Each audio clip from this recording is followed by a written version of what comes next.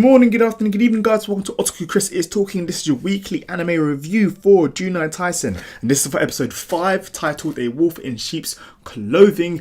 And this may have actually been the best episode of this series so far. Just a bit better than the last episode, purely because we've got a bit more plot progression and what this actual series is about. And we've got a bit more insight into the strings that are pulling the puppets that are the current contestants of Juuni Taisen, as well as a bit of flashback and a bit of a background and backstory of some of the other characters as well, which is pretty cool. Because most of the episodes have pretty much focused on individual characters or their flashbacks and how they die, and then on to the next episode and repeat, and the next episode and repeat. So episode 4 was the first one to change that format, and this episode really kind of took it a step further by giving us a nice level of plot progression and characterization for some of the characters, especially the sheep, because we actually got a lot more detail and kind of just a bit more about him, because over the past 4 episodes we've seen glimpses of him and glimpses of somebody else who was trying to do another form of truce. Turned out to be it was him, but we did get this kind of resolved right at the beginning, but we didn't actually see it from his point of view and what he was doing at the beginning of the series. So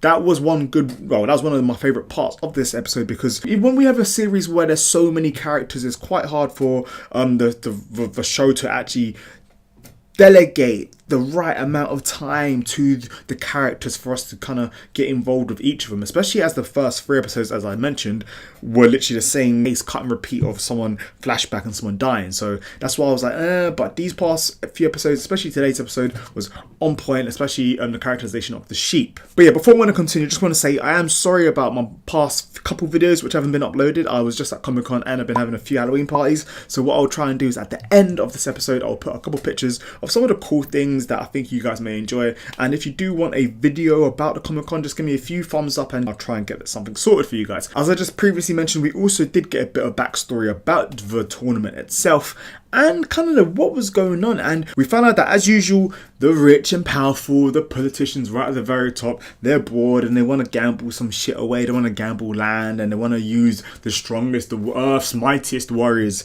to kind of seek victory and to take ownership of the land. I'm not really too sure. Basically, rich people are bored, and that's pretty much what's kind of going on here. And to be honest, that itself wasn't that unique, but the way it was executed was pretty cool, especially as we didn't get to see the faces of the different leaders, which could lead into maybe a potential series in the future, or kind of a side story, or just a, I don't know, it could lead to another story connected to it, possibly with the figures, or at the very end of the series we might get shown all the figures and maybe it's connected to one of the characters. I don't know, I'm not really too sure, but that part of the episode was really cool as well, because we now know that there is something lurking behind it, and possibly why they were able to kind of fight in that place where they took out 500,000 people. Where did they move them to? Did they get rid of them? Did they disintegrate them? Did they kill them? What actually happened? Why are they able to fight in this city with nobody around? What's going on there? So I feel like those people in backgrounds have connections to that and are able to keep it away from the general public because of the powers that they have and how high up they are as well. A nice little plot twist as well is Horse is still alive, which was something that I was querying in the last review. So if you guys didn't watch my review, do check the link down below. But in my last review, I did mention something was up. Why was Ox back up again? But we never got to see the death of Horse. And did that actually even happen? And it was confirmed that Horse is still alive, which is something I did kind of question in the last review, so I'm happy that I got that correct. But what's interesting is what Horse is doing. So Horse is kind of running around and hiding, and it seems that he feels really shitty for even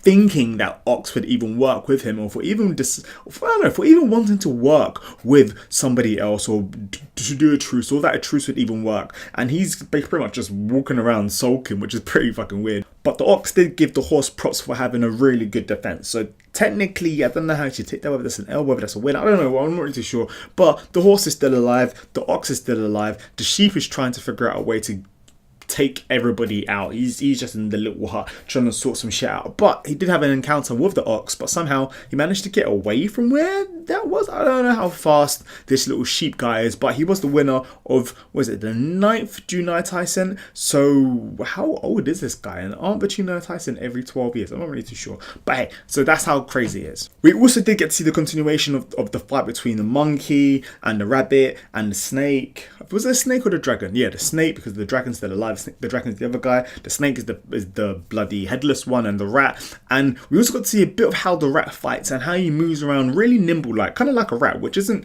that surprising, but it was also cool to see that. And we also got to see how formidable the bloody monkey, how she actually is, because for crying out loud, nothing was stopping her. Literally, the rabbit guy who we saw is extremely fast, could not phase her, as well as all those crazy birds from the other bloody chicken girl. Like, none of those birds have phased her as well, and that was one of the things that took out chicken. So that's kind of like, what the hell, how strong is monkey? But yeah, monkey's just straight up dodging, attacking all those birds, stopping at the same time the attacks from rabbit as well, which is what the fuck. But overall, monkey seems to be the one to win it, but everyone's pretty much guessing that the ones to win it are going to be either monkey, ox, and you know what, I'm not gonna lie to you, I actually forgot who the last one is. But anyways, hope you guys enjoyed this review. If you did, please give me a thumbs up. Do subscribe for future videos from myself, and as promised, here are a couple pictures from Comic-Con. Have a great day, guys. Peace.